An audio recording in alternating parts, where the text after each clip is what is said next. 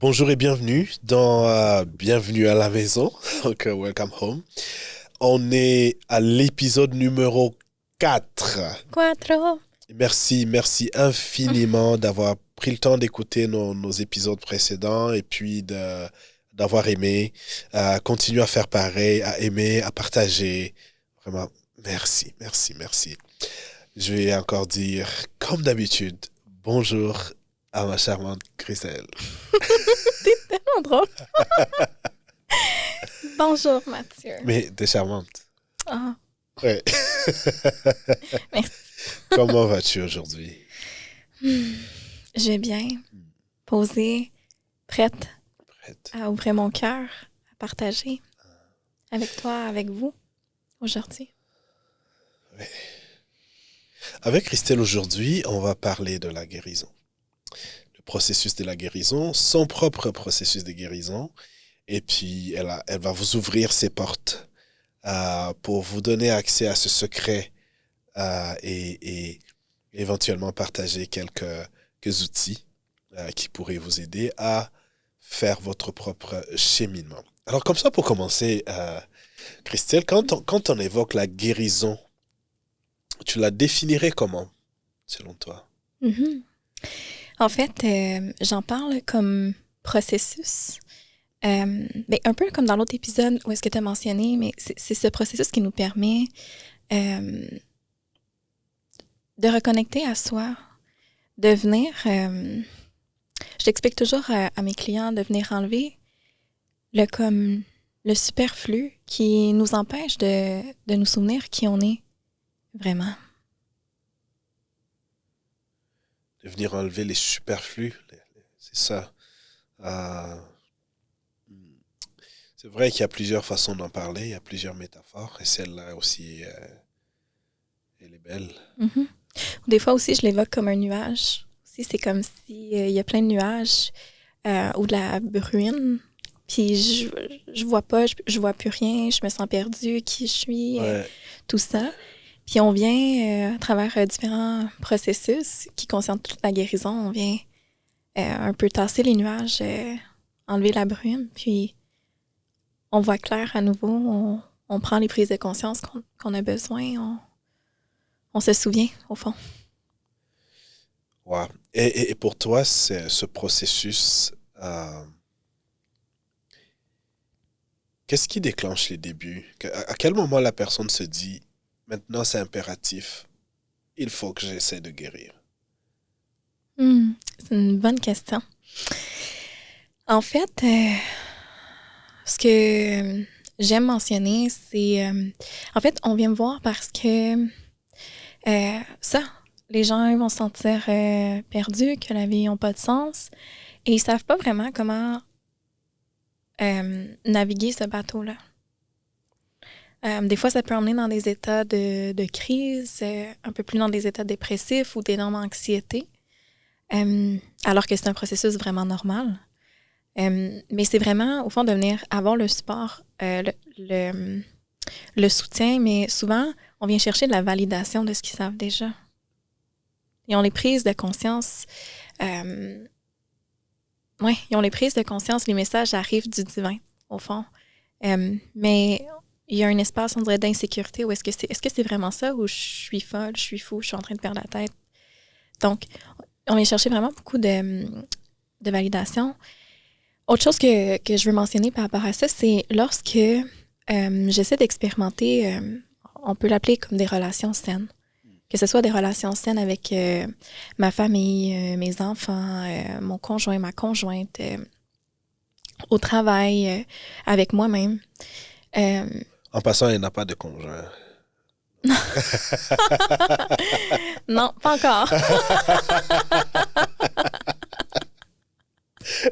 Désolé pour cette interruption. Mais... Je m'en attendais pas, tu me surprends.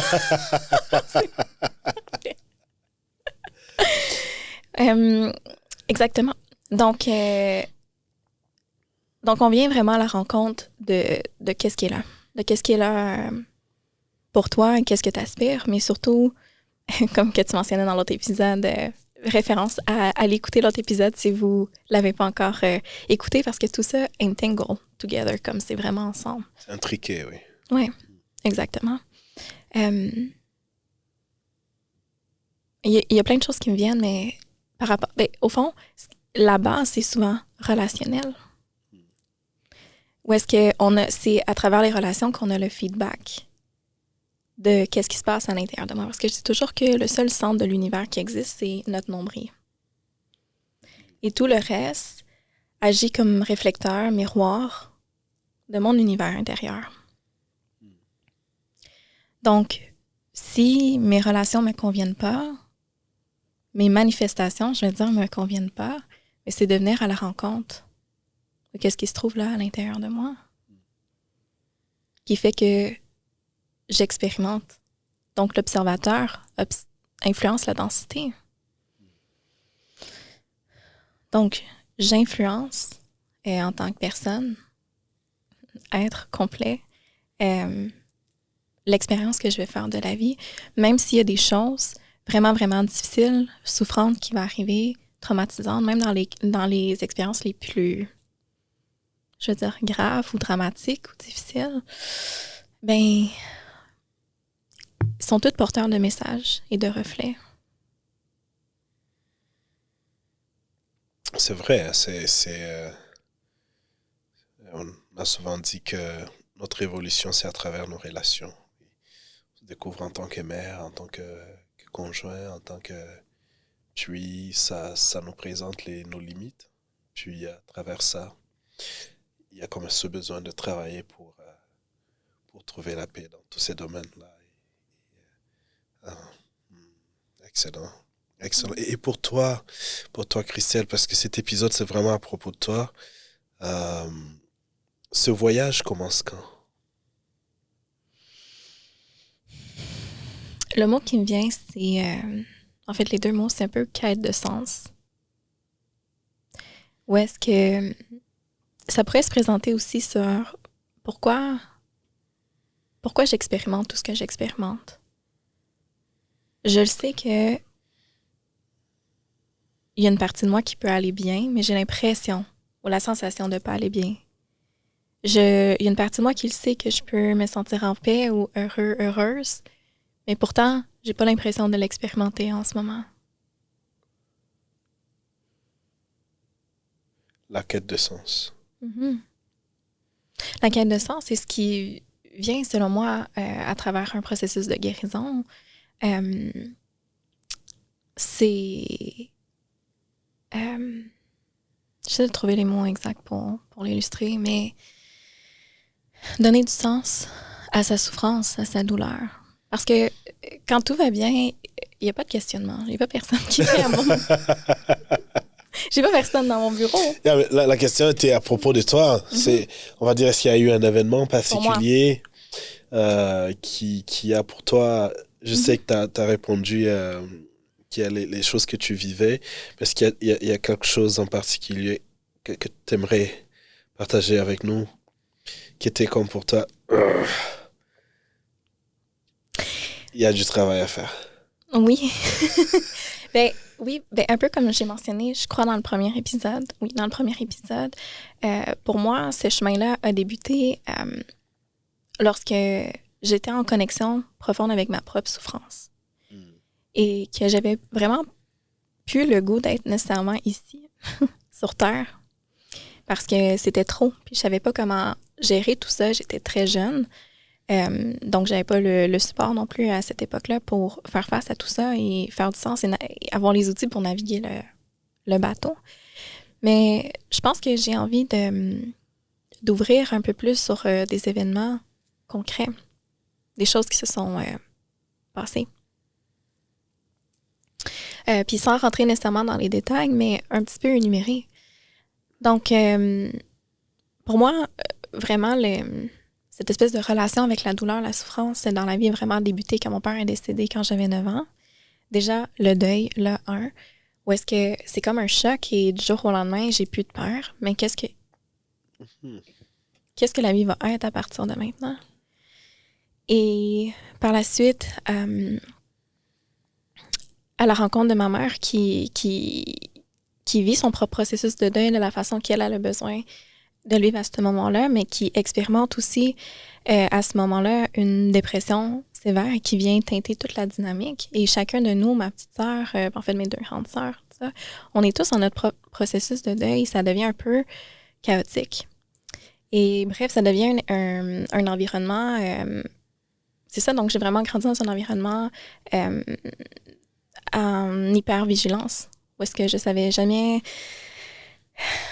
quelle était pour être l'énergie ou l'état de la maison lorsque je rentrais de l'école, par exemple, ou quand j'allais me réveiller le matin. Donc, déjà très jeune, c'était comme un état de stress. Pas mal 24/7. Et à la suite de ça, j'ai grandi sans figure paternelle. Et par la suite, les hommes qui sont entrés à la maison et sont des hommes avec lesquels j'ai expérimenté une certaine forme d'abus sexuel, psychologique, émotionnel. Et donc, ce sentiment de me sentir en sécurité a été vraiment shaké, déstabilisé dès un très jeune âge. Et ça s'est poursuivi jusqu'à, justement, j'expérimente mes propres relations amoureuses, où est-ce que dès le début, je partageais de cet aspect un peu reflet que les autres viennent nous refléter, mais c'était directement... ça venait vraiment refléter ce que j'avais acheté comme croyance par rapport à c'est quoi être une femme, que les hommes, c'est dangereux. Et être une femme, c'est dangereux aussi parce que on peut me faire mal, je peux mourir, tout ça, bref. Donc, je dirais que comme le corps de tout ça était pendant un bon 25 ans de ma vie environ, à vivre en survie.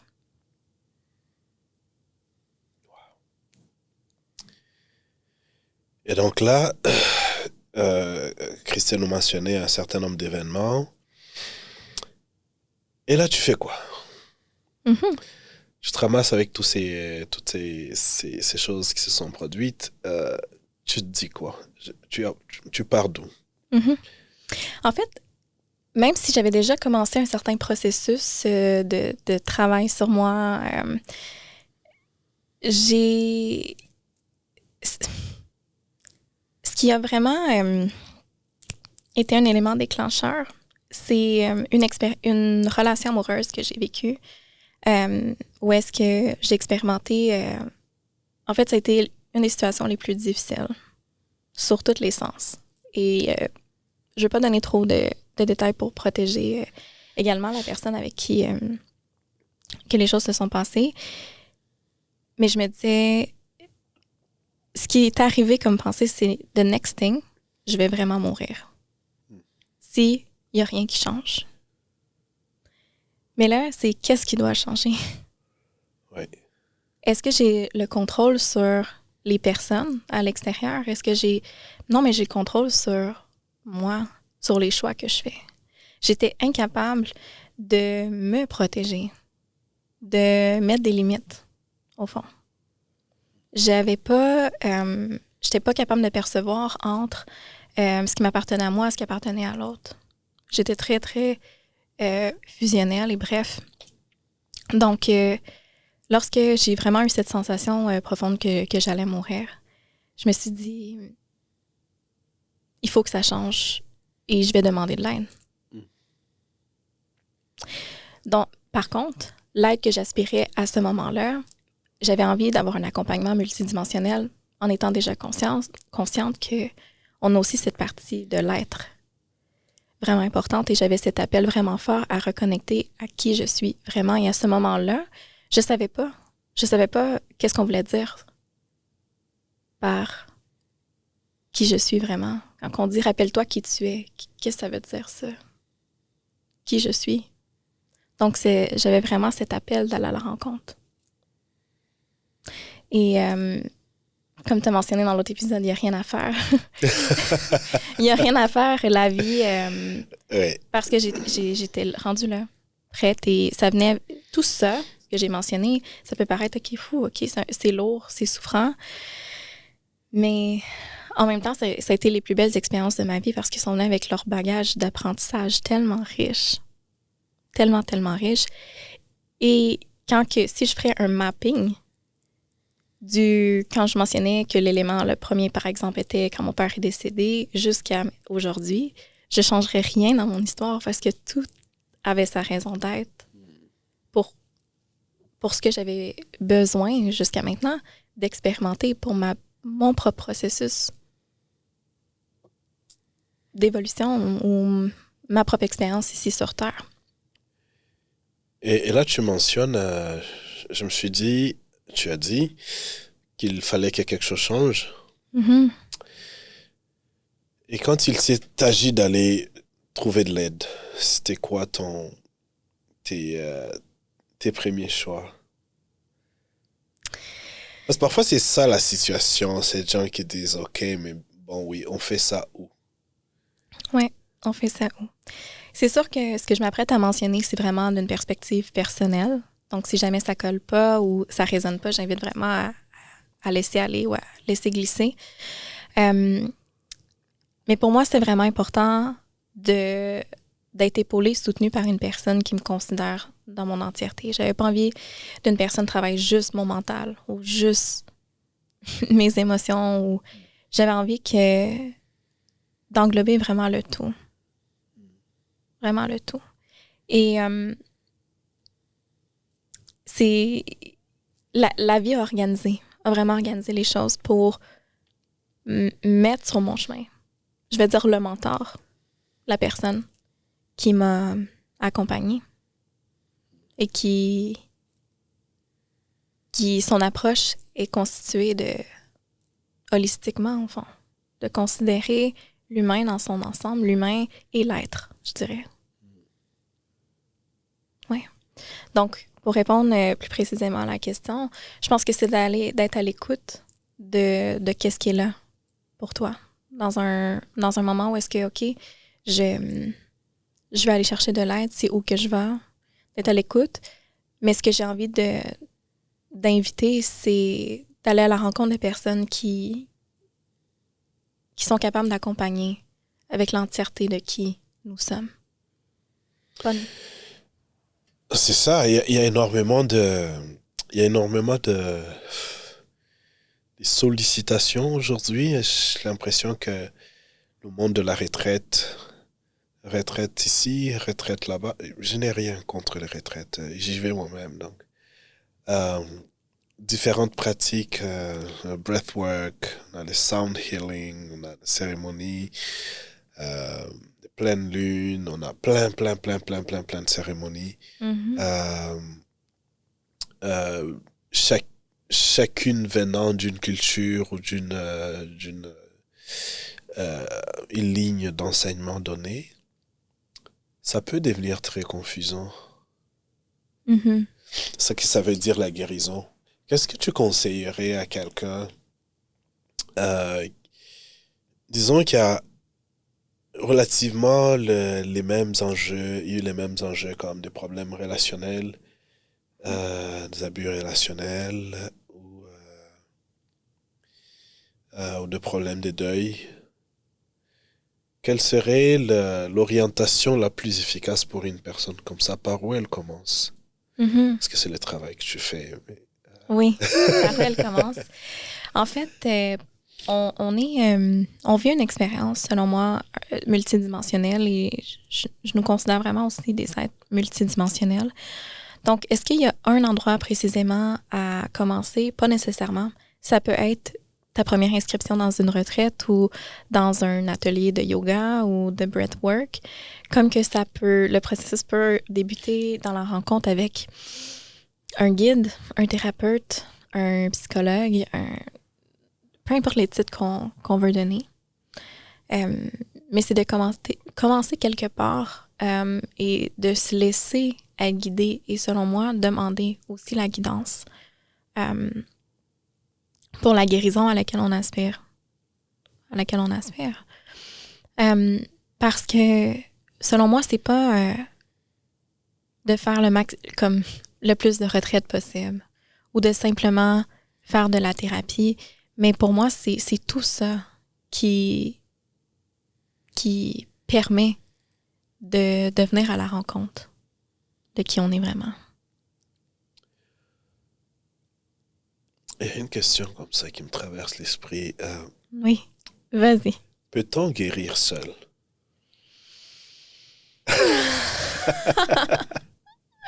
Est-ce qu'on peut guérir seul? Il y a des gens qui se diraient, mais il y a tellement de choses dehors là, est-ce que je peux pas juste faire mon travail tout seul? On a tous fait ça, hein? Acheter beaucoup de livres chaque fois, lire énormément de livres. Je dis, il n'y a rien de mauvais à ça. Je vais juste savoir si ce travail de guérison peut se faire seul. Pas le travail se faire seul, mais le faire tout seul. Ou toute seule. Donc, juste, par exemple... Toi et toi. Moi, seule. Ben, la première réponse, pour moi, ça serait oui. C'est possible. Il y a quand même un mais. Il y a quand même un mais parce que cette question arrive inévitablement à... Et maintenant, est-ce que je suis vraiment en train de faire la bonne chose? On va voir des gens lire plein de livres. Ils vont être comme, OK, mais pourtant, mes relations, ça change pas. Ou je lis tous les livres, mais pourtant, j'accède pas à cette paix à l'intérieur. Je lis tous les livres, mais j'expérimente...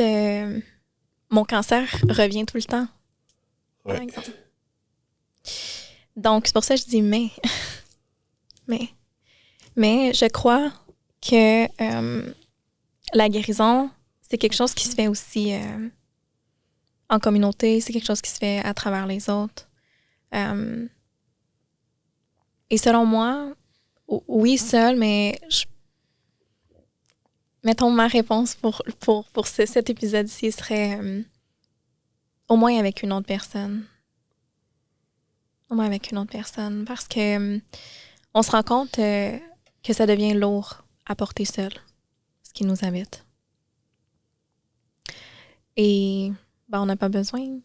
On n'a pas besoin de porter ça seul, surtout que il arrive un peu comme à cette impasse où est-ce qu'on a l'impression d'avoir tout essayé ou de justement pas savoir où se mettre la tête pour retrouver ce qu'on cherche. On cherche à retrouver cet espace de paix à l'intérieur.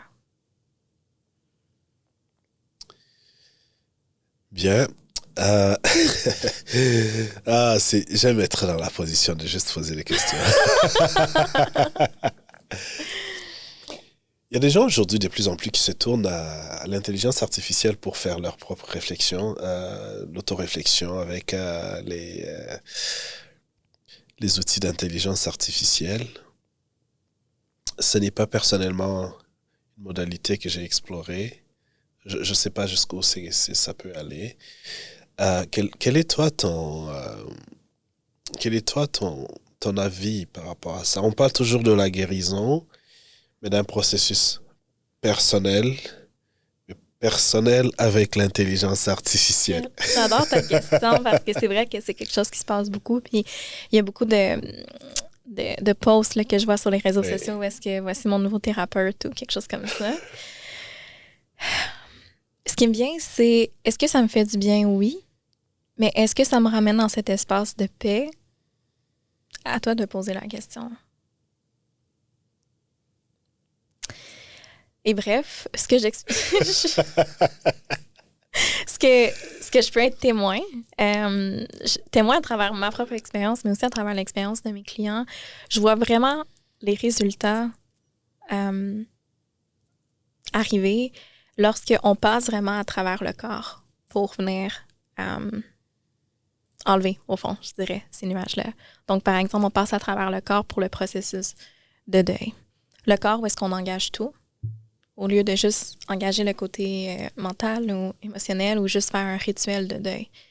Personnellement, tu parlais de rituel tantôt, et je dis ça et ça se contredit en ma tête parce que j'essaie de rester comme direct ici.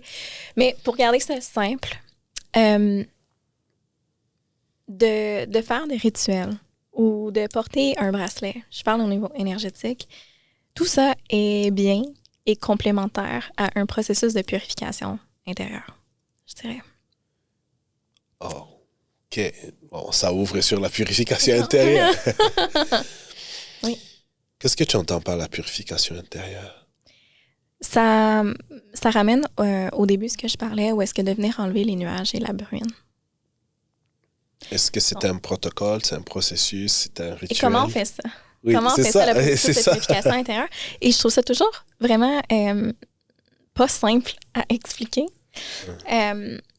Parce que ça dépend toujours avec... On dirait que c'est de l'art. L'accompagnement.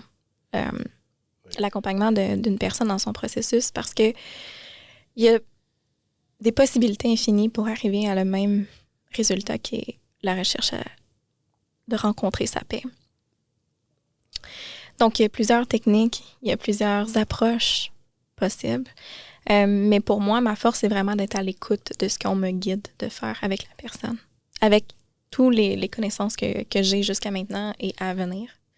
J'ai vraiment ce don de mettre le doigt sur quoi on commence, avec quelle approche. Oui, donc un processus de purification intérieure. OK, je peux donner un exemple. Oui, ça serait bien. Je vais donner un exemple.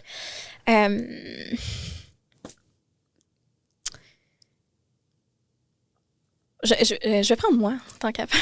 Je vais prendre moi. Il s'agit de toi aujourd'hui. Exactement. Donc, je sais pour donner un autre, mais c'est ça. Donc, où est-ce que je me rendais compte que, la relation avec le masculin était constamment difficile. Où est-ce que j'expérimentais des problématiques assez sévères au niveau hormonal et au niveau de l'utérus.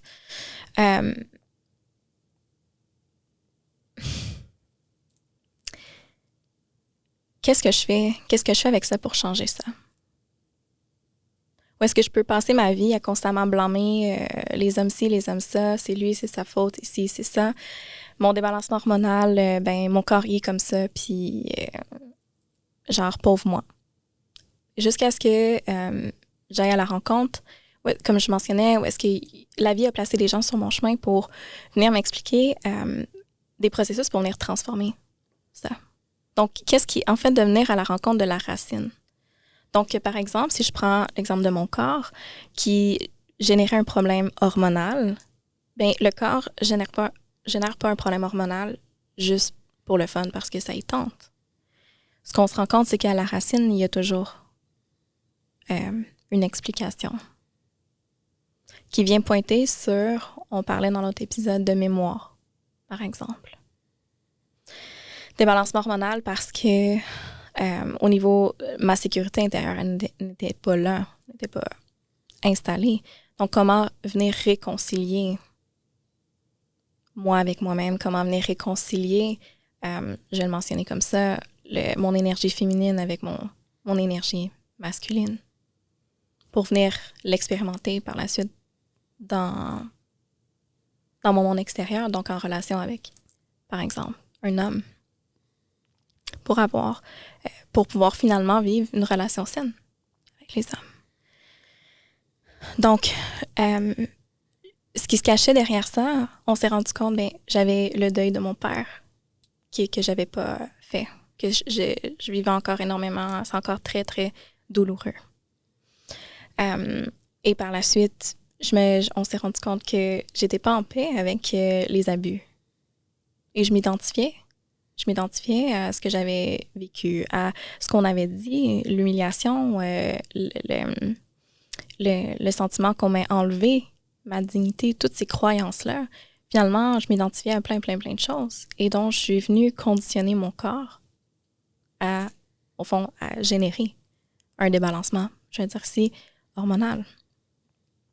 Donc, naturellement, en venant prendre soin, donc en venant, par exemple, fermer le deuil, ou est-ce qu'on retourne dans cet espace de paix par rapport à ce que mon père décède, c'est comme si on venait d'enlever 100 000 livres de mes épaules.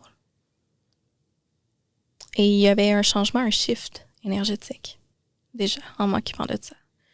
En venant libérer, justement, mon identification, mon association aux abus que j'ai vécus et que c'est moi et pauvre victime moi, j'ai pu toucher à nouveau à encore plus de paix, encore plus une énergie, je dis une énergie un peu plus haute, une énergie un peu plus en harmonie. Donc, en venant s'occuper de ce qui est là, ce à quoi on s'identifie, ce qu'on croit, ce qui nous habite, ce qu'on porte, il y a comme un retour harmonieux qui se fait. Et c'est ce que je parlerais de purification intérieure. Parce que la semaine passée, je donnais un atelier sur comment transformer son énergie et se protéger des énergies négatives. Et je disais que j'ai expérimenté qu'on peut faire tous les rituels du monde, porter les bracelets qu'on veut pour se protéger des énergies négatives, mais il n'y aura rien de ça qui va être plus puissant que de revenir à la rencontre et de devenir connecté à l'amour. Il n'y a rien de plus puissant que l'énergie de l'amour.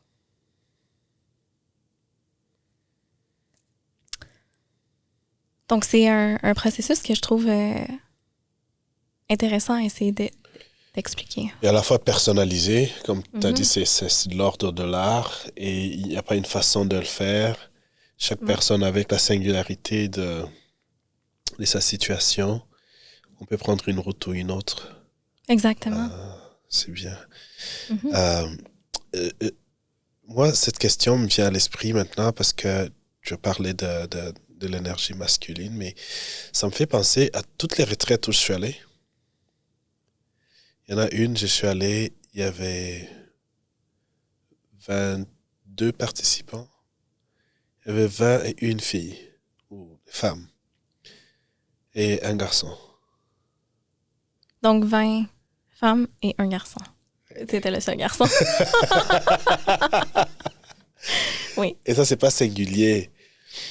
As-tu l'impression, toi, dans ton expérience, que les hommes font moins le travail? Qu'est-ce qui serait à la base de ça? Parce que c'est mon impression aussi, il y en a moins, c'est factuel, c'est pas un jugement c'est factuel. C'est observable. Oui, on le c'est voit ça. dans les ateliers, tout ça. Je crois que il y a quelque chose qui monte. Je verrai si je le partage. Mais je vous laisse un mystère. Il y a quelque chose là avec à la rencontre de soi, à venir toucher un espace profond, à venir toucher un espace un peu plus vulnérable, à venir à la rencontre de qu'est-ce qui est là, de qu'est-ce que je ressens. Et cette partie, on dirait plus de profondeur émotionnelle. On dirait que en société, c'est plus acceptable ou c'est comme « Ah oui, les femmes sont plus sensibles, ils ont une certaine profondeur, tout ça. » Et étrangement... Des belles croyances. Oui, des belles croyances. Et justement, quand on vient parler de vulnérabilité pour l'homme, c'est comme si... Et même en conversation avec des femmes, des fois, j'entends, c'est comme, ben, moi, je pourrais pas être en relation avec un homme qui est plus sensible que moi. Et donc, je pense qu'il y a un travail... Et ça, surtout quand ça vient d'une femme, c'est quelque chose, hein? Oui. Moi, je me rappelle, culturellement aussi, ça, c'est très présent. Le Moyen-Orient, l'Afrique, ici aussi, je pense, une certaine génération, on avait souvent entendu... je me rappelle avoir amené un petit frère à la clinique une fois pour une injection et j'étais à lui répéter que tu es un homme, on ne pleure pas. Il avait une piqûre, c'est un enfant. Et j'étais là à lui répéter, tu es un homme ne pleure pas. Parce que ça, on me l'a répété moi aussi. J'adore que tu apportes ça. En fait, les larmes et pleurer, je suis contente qu'on en parle. Parce que moi, des fois, Mathieu, il fait comme toi, puis les larmes. Je lui dis, ouais, mais moi, je suis l'océan. On est l'océan. On est la terre. Et pour vrai, je me demande qui un jour a choisi de dire que être fort, c'est pas pleurer et qu'un homme pleure pas. Qui a décidé que c'était ça, puis après ça, nous, on a acheté ça? C'est un très, très grand conditionnement. Et l'homme est toujours associé à l'image de la force. Et la force n'est pas perçue dans la vulnérabilité. Mm-hmm. Et pourtant... Ouais. Et pourtant, en tout cas personnellement, le retour à cette force-là, à cette puissance, à reprendre pouvoir sur ma vie, j'ai empowerment qui vient. C'est en venant toucher cet espace de vulnérabilité. Oui. C'est comme, souvent, je travaille majoritairement avec des femmes, et on me dit, je suis tannée d'être la femme forte. Et là, on vient faire tout un reconditionnement sur c'est quoi une femme forte. Parce que on tombe, et c'est vraiment intéressant parce que c'est comme, puis on va aussi s'apporter ce concept-là en disant, la femme va tomber dans le côté plus masculin, où est-ce qu'elle va tout porter sur ses épaules, où est-ce qu'elle va pas se permettre d'être vulnérable, où est-ce qu'elle va... Une femme forme un homme fort, c'est de venir à la rencontre de qu'est-ce qui est vraiment là pour moi. De la vérité, si quelque chose me fâche, quelque chose me fait de la peine. On reste quand même dans une société où les couples se forment entre hommes et femmes et ou des personnes qui s'identifient comme des hommes étant féminins ou masculins selon le cas. Ça reste que ça pose le même enjeu. Si il n'y a pas énormément d'hommes qui font le travail, on aura les mêmes types de problèmes dans nos... Parce que je vois des gens qui disent si tu as fait du travail sur toi, je ne sais pas si tu as déjà eu le bonheur d'aller sur un site de rencontre. Une fois à 18 ans, puis j'ai fermé ça rapidement. Je te conseille d'y aller maintenant comme experte. Je ne suis pas experte de site de rencontre, non, mais... juste de voir la manière dont les hommes et les femmes ils décrivent ce qu'ils souhaitent.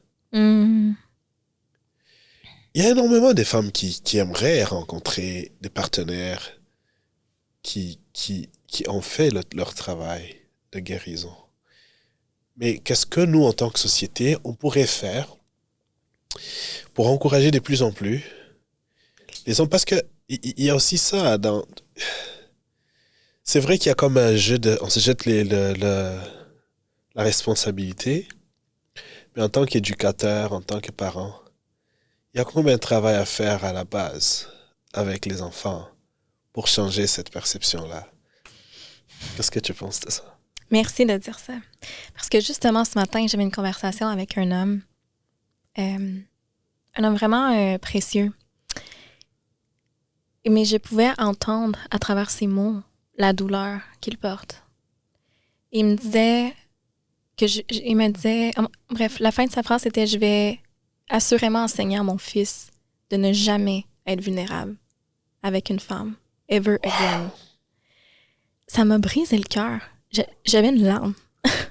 C'est même un objectif d'enseigner à son enfant de ne pas être vulnérable. Oui.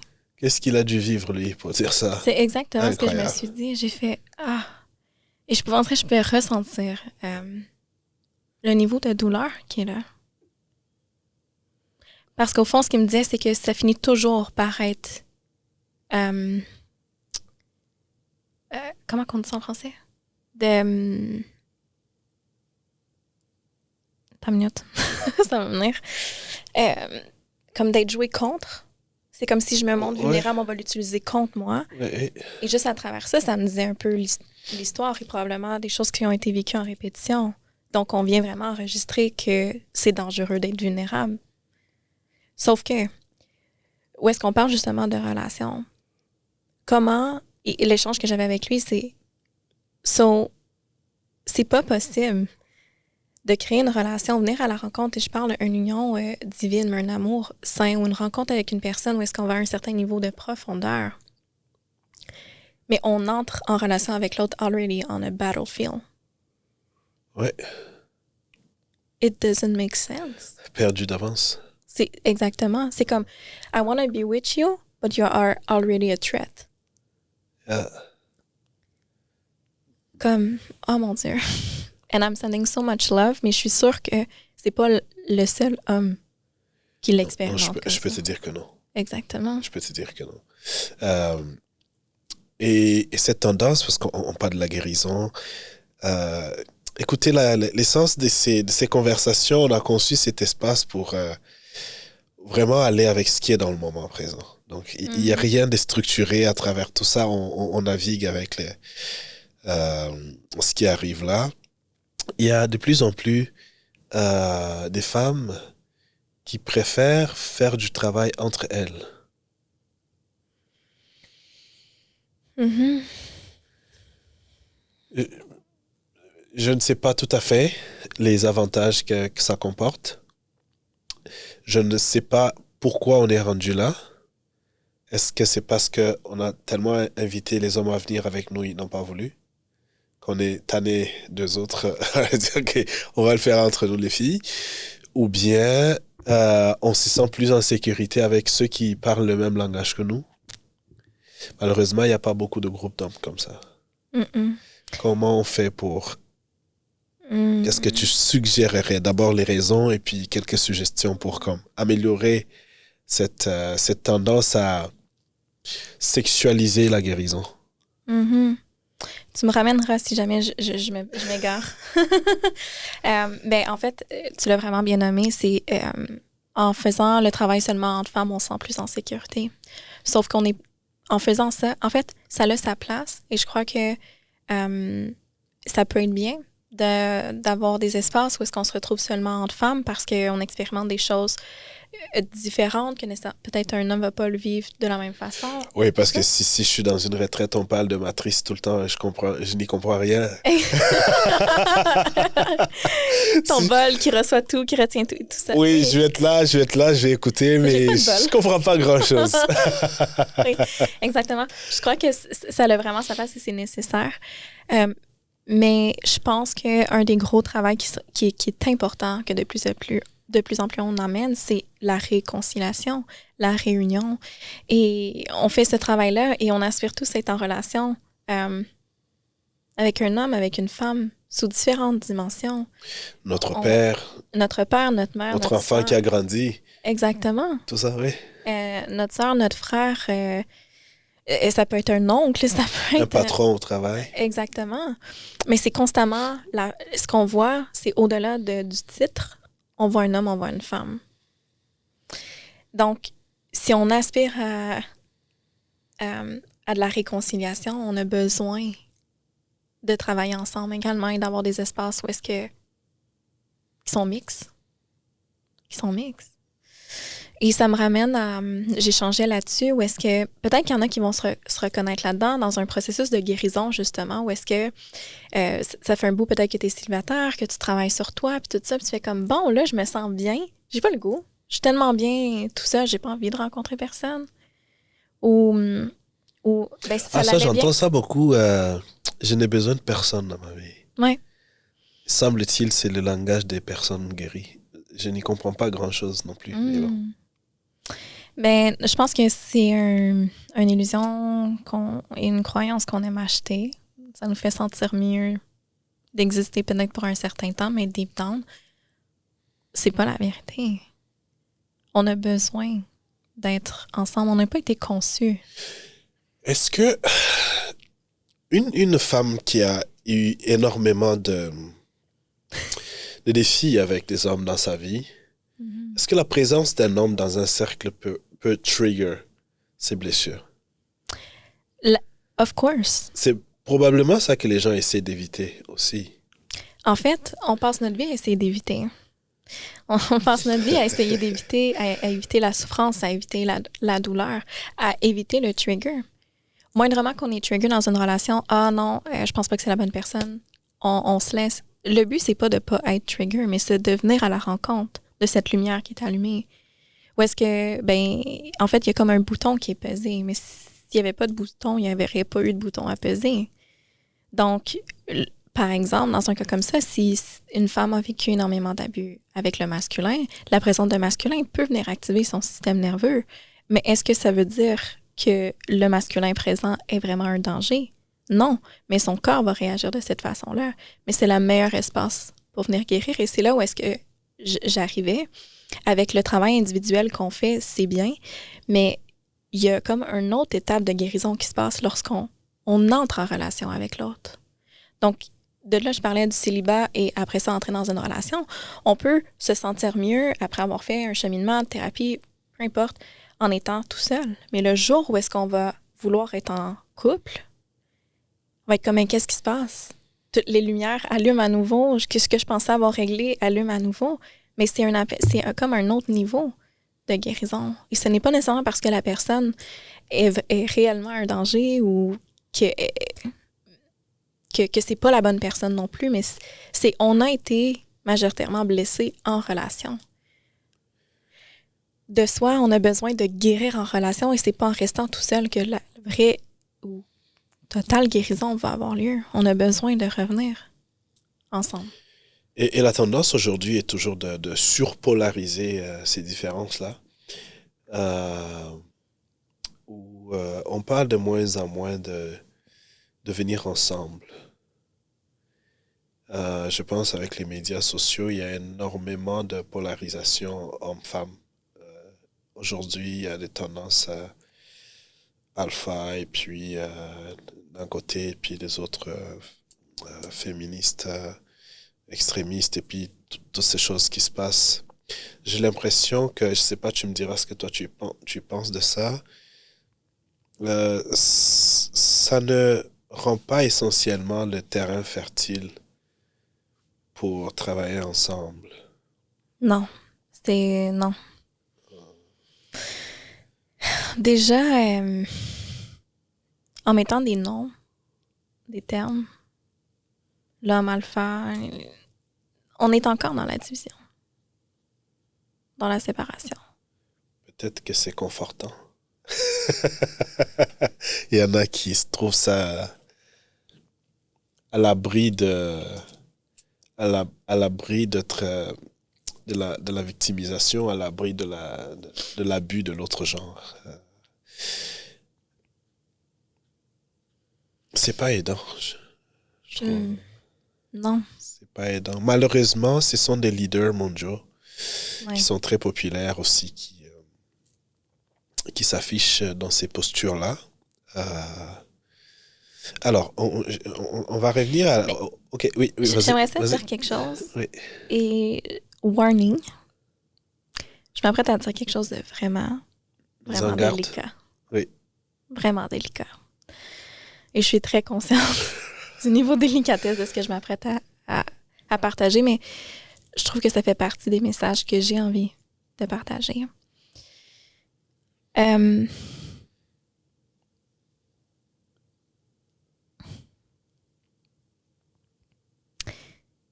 Si vous écoutez l'épisode juste avant, le 3e épisode, où est-ce que je parle? Je parlais de ça à ce moment-là, mais je pense au début de celui-là aussi, de reflet.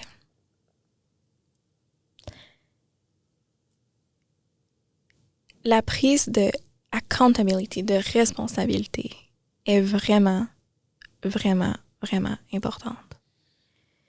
Si on passe notre vie en mode victime et qu'on nous approche également en thérapie avec de la victimisation ou en nous maintenant dans cette posture de victime, en fait, on s'en sortira pas. C'est ce que j'ai envie de dire. On s'en sortira pas parce qu'on est constamment en train de tenir responsable l'autre, la vie. Mais comment reprendre pouvoir sur sa vie vraiment? Si on est constamment comme ça, but here. Et ce qui est délicat à partager ici, c'est que même dans des cas vraiment difficiles ici, et je vous ai partagé que j'ai expérimenté l'abus physique, psychologique, sexuel, quelle partie de moi a permis ça?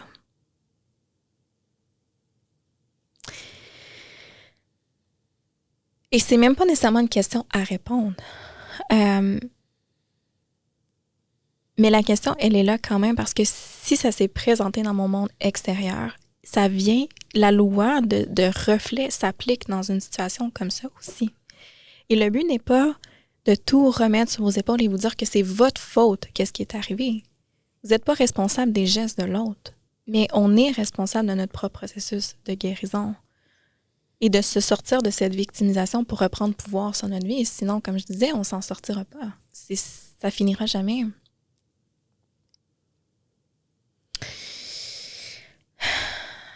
Donc, c'est cet effet de vouloir se protéger, de qui on se protège vraiment? Il y a tellement de fois où est-ce que, en fait, un des patterns qui revient beaucoup, c'est difficile de mettre des limites. C'est peut-être le syndrome un peu de la personne comme disease to please qu'on appelle. Donc,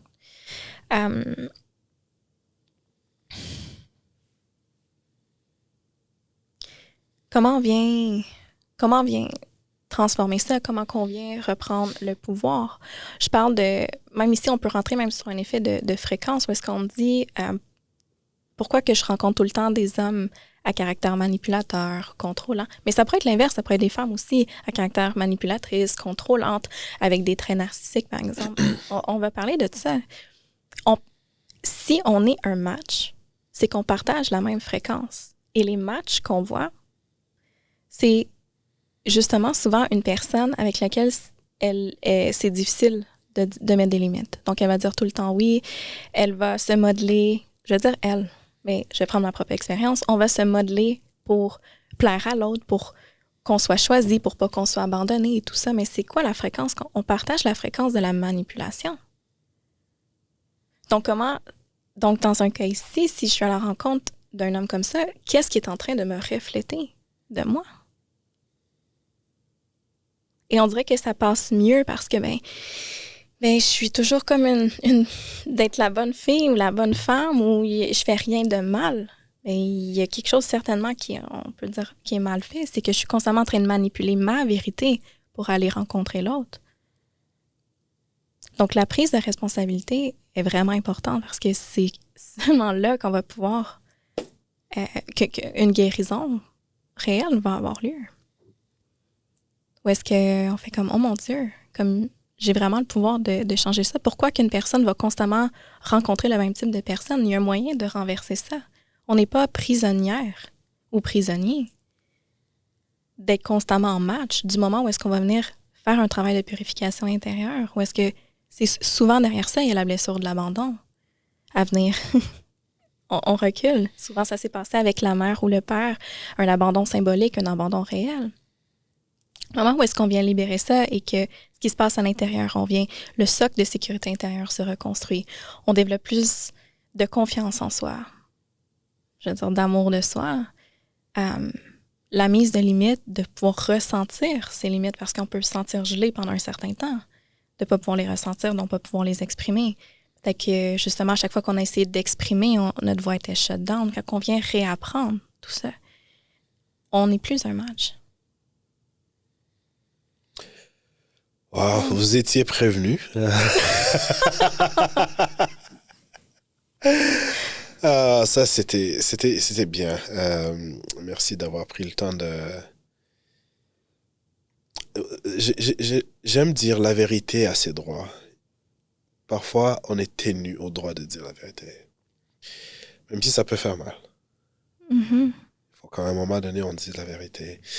Et est-ce que c'est fini un jour? Les processus de guérison. Parce qu'on tend lentement mais sûrement vers la fin. Est-ce qu'un jour c'est fini? Ça peut être fini.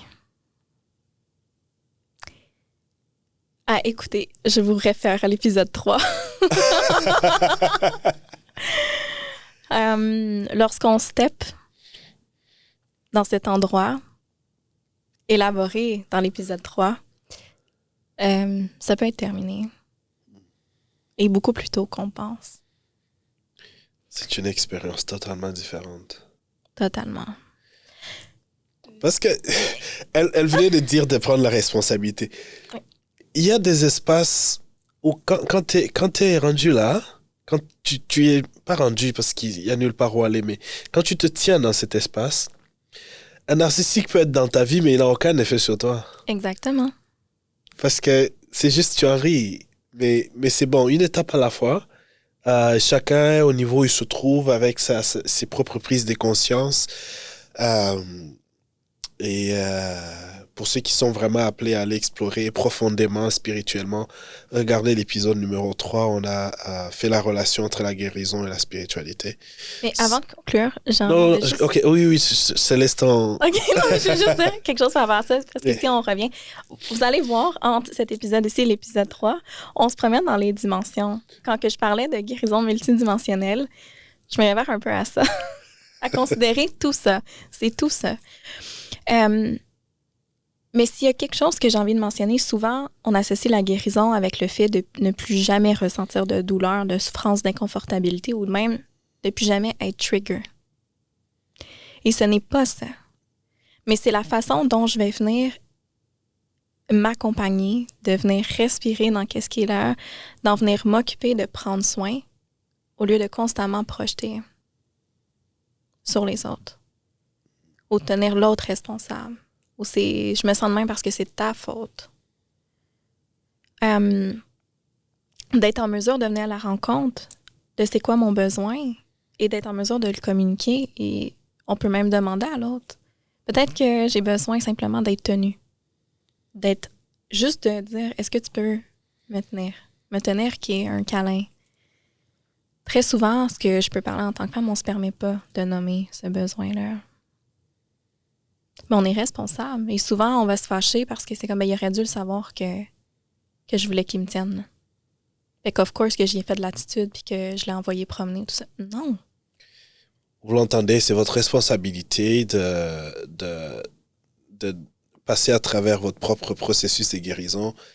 Aussi votre responsabilité de demander ce que vous souhaitez et aller voir ceux qui peuvent vous apporter de l'aide dont vous avez besoin. N'oubliez pas dans tout ça, vous êtes l'actrice majeure dans votre propre processus. Ce n'est pas une recherche de perfection non plus. C'est bien dit ça. Oui. Est-ce qu'on tombe facilement dans une espèce de syndrome de performance? Comme Mathieu mentionne dans l'autre épisode. À écouter. C'est sérieux. Et... Il n'y a rien à devenir. Il n'y a rien à devenir. Il n'y a rien à accomplir. Non, il n'y a rien à faire. C'est comme, OK, mais là, ça se contredit. Tu me dis de prendre responsabilité, puis moi, je guéris, mais il n'y a rien à faire. Mais c'est tout ça. C'est tout ça. Ouais. Merci beaucoup. Merci de nous avoir écoutés. T'aimerais dire un dernier mot? On a fini pour aujourd'hui, pour l'épisode 4. Je pense que ça résume bien ce qui est là, mais je pense que mon dernier mot, c'est que oui, c'est vraiment possible de retrouver son harmonie, son équilibre du moment où est-ce qu'on arrive à comprendre qu'est-ce qu'on veut vraiment dire par harmonie et équilibre, de venir toucher cet espace de paix à l'intérieur. Et lorsqu'on vient dans une acceptance profonde que les choses vont changer, mon état de comment je me sens va changer, les expériences que je vais vivre, il va y avoir du va-et-vient, il va y avoir un peu comme des vagues, tout ça. Et tout ça, c'est juste normal. Vous nous suivez sur YouTube, bientôt sur Apple Podcasts, bientôt sur Amazon Music. Vous nous suivez sur Spotify, sur TikTok ou sur nos comptes Facebook et Instagram. Aimez, partagez, laissez vos commentaires. Ça nous aide énormément beaucoup pour progresser. D'ici là, nous, on vous souhaite belle écoute. Amusez-vous à bien intégrer tout ce qu'on vous a partagé. On se retrouve dans les commentaires et avec de nouveaux sujets, des nouveaux invités, des nouvelles invités, pourquoi pas, pour la prochaine fois. Au revoir. À très bientôt.